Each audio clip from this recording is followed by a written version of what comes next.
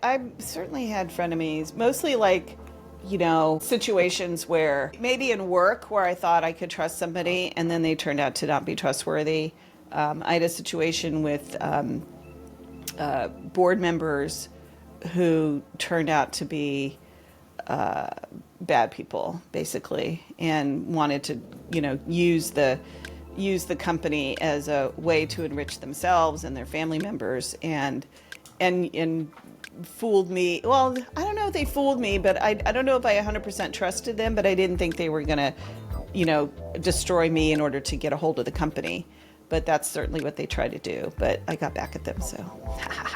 Welcome to It's Interesting You Say That, a Bounce Back Generation podcast. Okay, are you at liberty to go into details? That's Yeah, sure. Yeah. So this is back in 2009. So I had been running what's called a community development corporation. So community development corporation goes in and builds housing usually.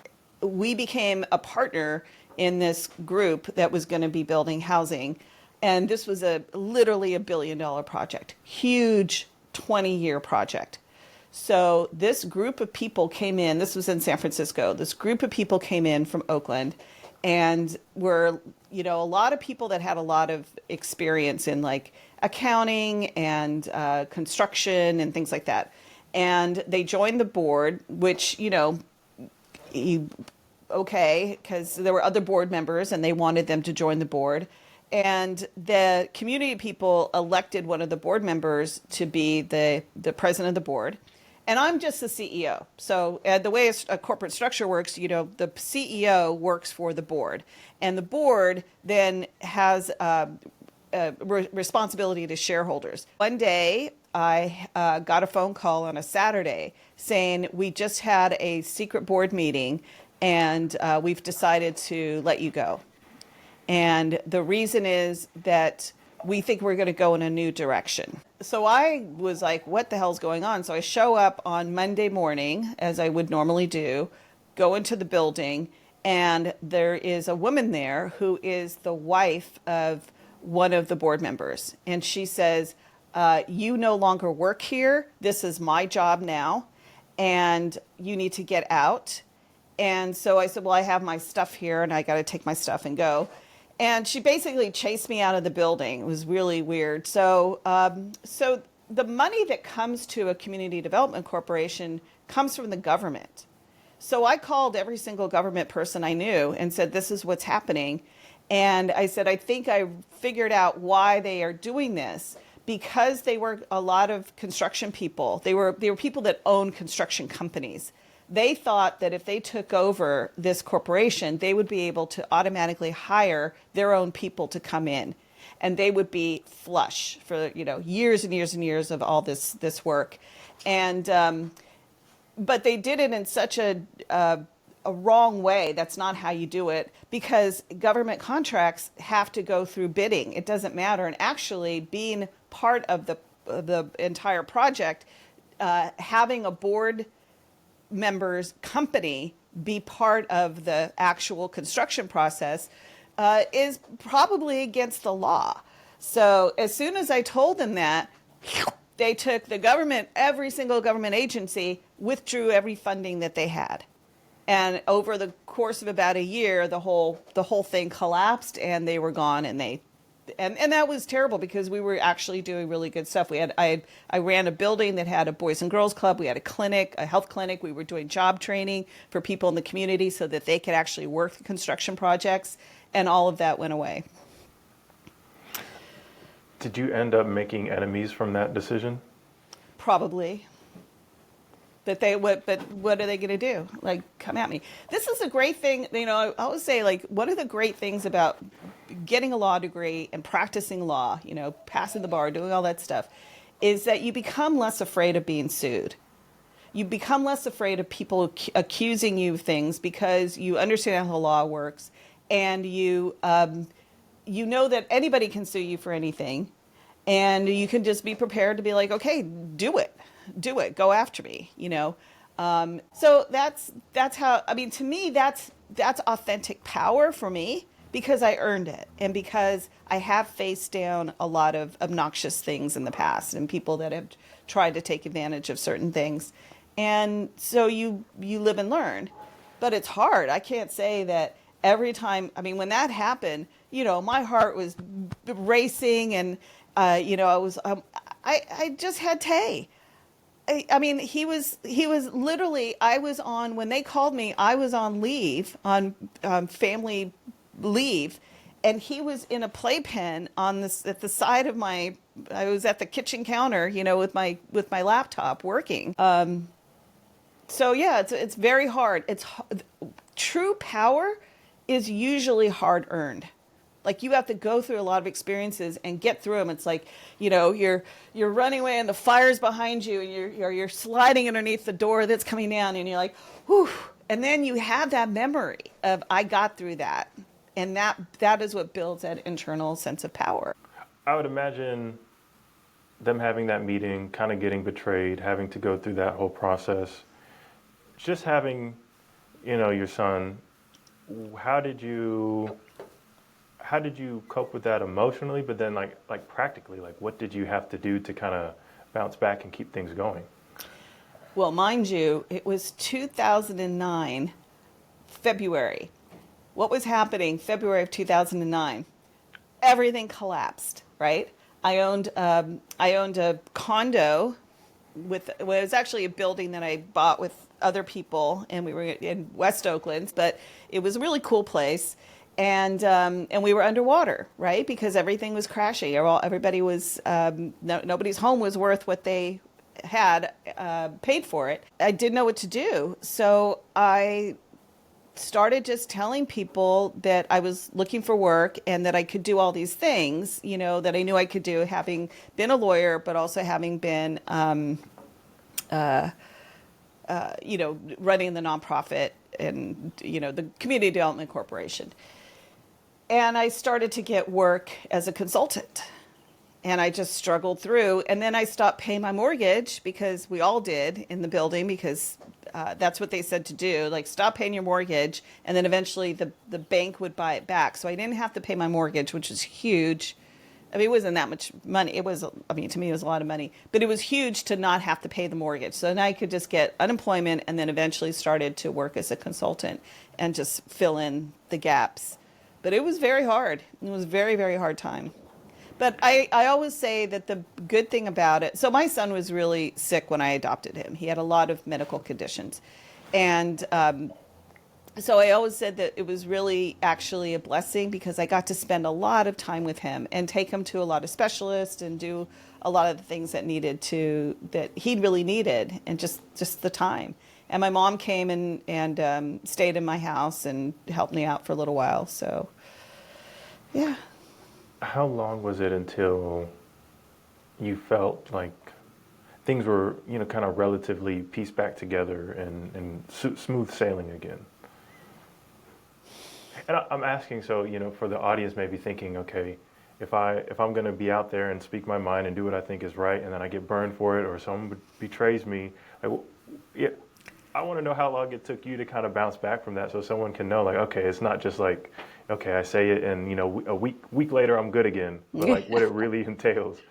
Well, that's where it takes, I think, attitude, because what I had to make a choice that I was either going to feel terrible about it and wonder what I did wrong and how could I have prevented it and what was wrong with me, and if I was a different person, would they have not tried to do that to me, things like that. And I had to really make a decision to be kind to myself and to say, look, you did the best you could. One thing I want to tell you, the real betrayal really came from the community. There were a few people that were on the board that I'd known for years and had been there through their personal traumas. This is people who lived in the community, which a lot of people lived in public housing. And when, after I got let go, the kind of the main person, her name was Victoria, she called me up, and she was drunk, and she said, I'm really sorry, Jennifer, I was at that board meeting, and they made it to they made it too easy for us, something like that. Like it was too much of a carrot because they were taking money from the corporation and they were giving it to the community people, so the community people would vote for them. And they would do it under the guise of, oh, you had to travel here, you had to spend time taking this, at this board meeting, and so here's $100, cash for your time, and basically bought the votes. Which, by the way, that's what Elon Musk is trying to do right now. I mean, it's just like so baldly wrong to do that. But she said, you've been here for us for the past 5 years. And I know that, and I feel really bad, but sometimes the people you help the most are the ones who are going to hurt you the most. Never forgot that she would say that. And yeah, so did it take a long time to get over?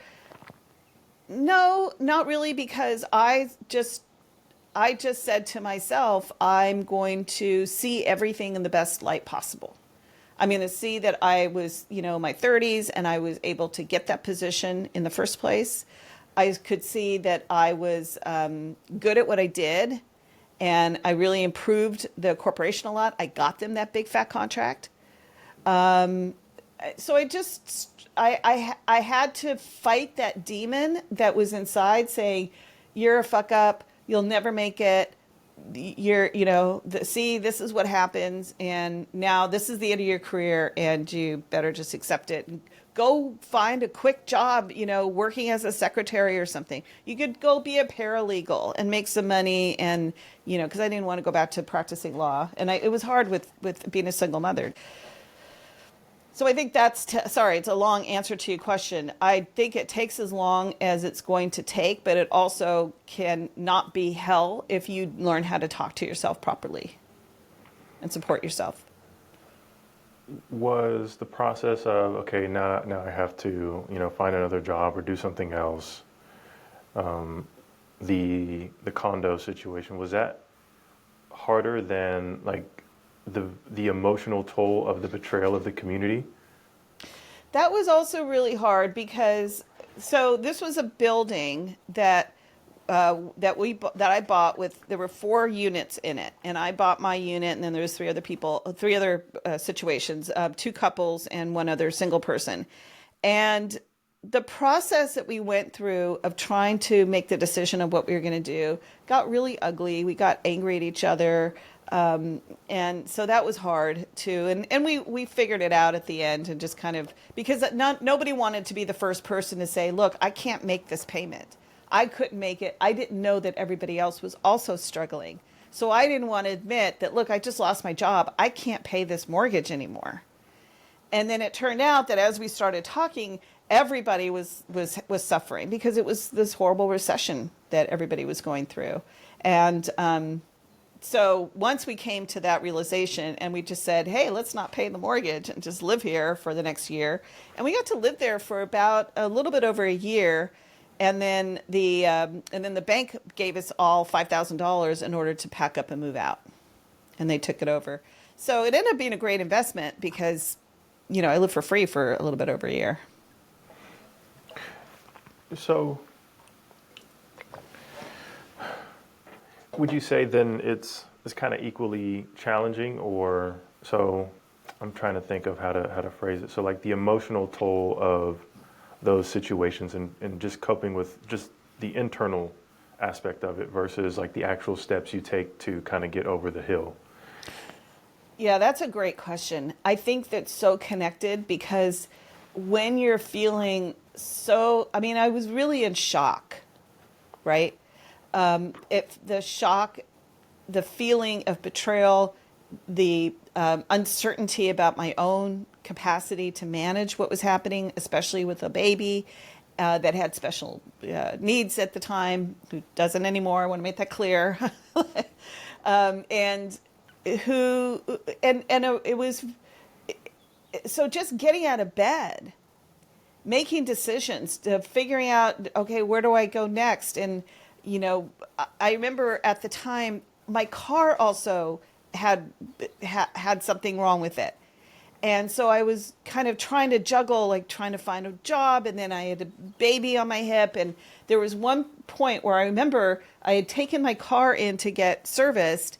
And I was standing in like a median where there was a little bit of like shrubs and things like that. And I'm trying to take a phone call, and I've got Tay with me, and trying to make decisions about things. And just kind of, I looked up, and it's like I'm in the middle of a parking lot, with bushes and a little, patch here, trying to dodge cars and make big decisions about my life. And it was very, I felt very vulnerable. But you just have to do it. And or maybe you don't have to do it. Maybe you need to just go and sit down in a room and be quiet for a long time and cry and say, why me?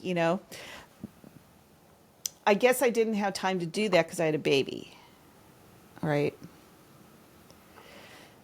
But I don't think there's anything wrong with that. I just think that it can be very dangerous because you could kind of wade into the pool of I feel bad and I feel bad, and before you know it, you've gotten into the deep end. So you have to have some kind of rule that stops yourself from wallowing in the tragedy that has happened in your life.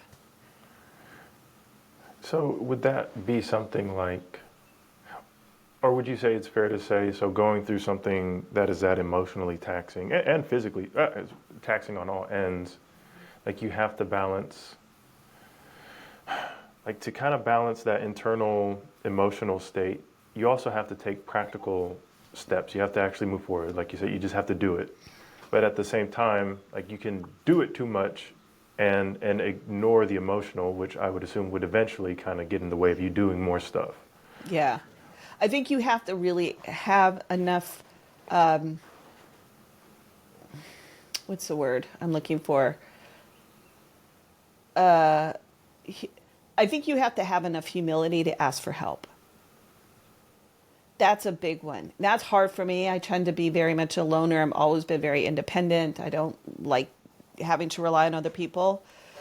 But I did go and ask my mom for help, and it was kind of lucky at the time because she had to get a knee operation, and she needed my help because she lived in a 2-story house, a 3-story house, and she couldn't go up and down the stairs with her knees. So she came and slept on my couch while she was recovering, maybe just like for a month or so, 3 weeks.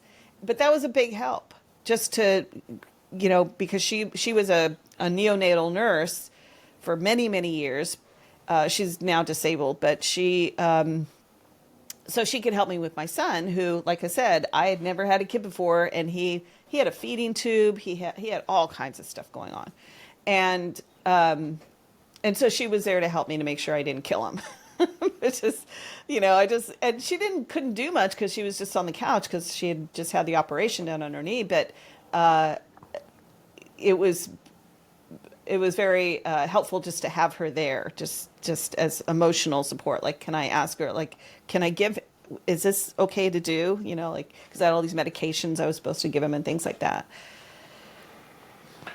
So how do you go through something like that and not become, kind of touching back on that conversation that we had about the Joe Rogan, Elon Musk thing, or maybe just if we could generalize, like men that might have a reasonable amount of power or influence, success. How do you balance like either those traumas, those circumstances, and come out the other end and not like project that, or not like come out, because you go through something like that, you do become a stronger person, but how do you take, kind of like with great power comes great responsibility, how do you gain those superpowers, you gain that ability, you gain that capacity, and then not turn around and misuse it?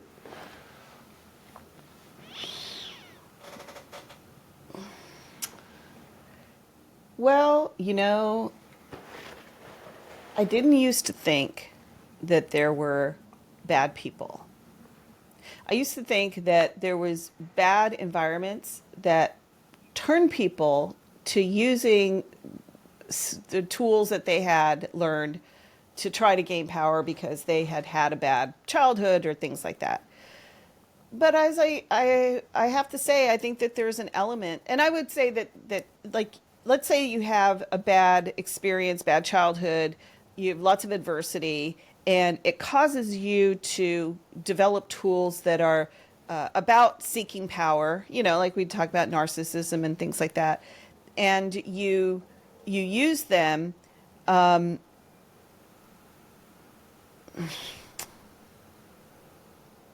There's an element of mental dysfunction, right? I think you can have mental dysfunction and really have good intentions and really want to heal.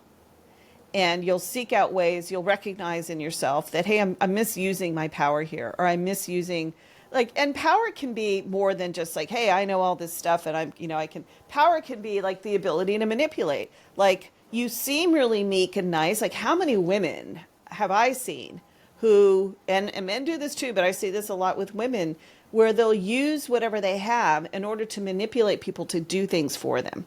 And that's a power position, to be able to use people to give you what you want by using what are feminine wiles or your weaknesses, or I'm going to commit suicide if you don't do this.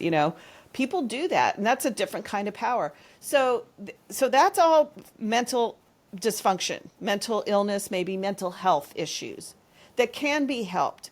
But then I think there are people who have mental health issues. They had a bad childhood and they're just bad people. And they're not trying to get better. They're not trying to help themselves. They don't care about the rest of the world. So I think the difference would be that, if I learn this power, what did I want to do? I wanted to turn around and give it to somebody else. That's a very masculine archetype that I have, where if I have something, I want to turn around and give it to somebody else.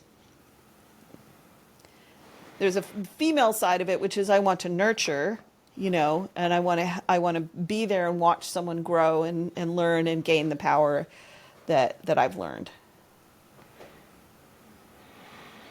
So you believe that some people are just bad people? Mm-hmm. We're going to end the conversation here, but continue it in the next podcast, only because we kind of shifted topics and talked about something a little more intense. Well, I guess even more intense than this story that I did not expect to share with Tyler. But he is a professional coach and he got it out of me. And I want to say that I don't think that being evil or bad is a black and white issue. I wouldn't be doing the work that we do with Bounce Back Generation, which is to try to help people to build resilient skills, if I thought that people were irredeemable. I don't, but it's a complicated issue, and that's what we're trying to get to. I think it's a big issue that all of us have as human beings. What makes somebody good, what makes a successful life? What makes people have the strength to bounce back, and what gives people power, and how do they use that power? What does it mean to have authentic power within yourself? So I hope you'll join us for the next section, which might take a few days to upload because I'm editing everything. And as I say in the next podcast, I'm not the best editor. And of course, I also have another job that I'm doing here at Bounce Back Generation. So thank you for watching. If you watched all the way through, I hope what we're sharing is helpful to you. If it is, please tell us in the comments. And if it's not, please tell us as well. We don't know how this is being received in the world unless you share your comments and your thoughts. Be kind, though, please. We're doing the best we can. All right. Thanks for watching or listening and taking all this in. Thanks for listening. We hope you'll subscribe for weekly podcasts about building personal strength, mental resilience, and emotional balance. You can also find free tools, resources, and quizzes at bbgtv.org. That's bbgtv.org.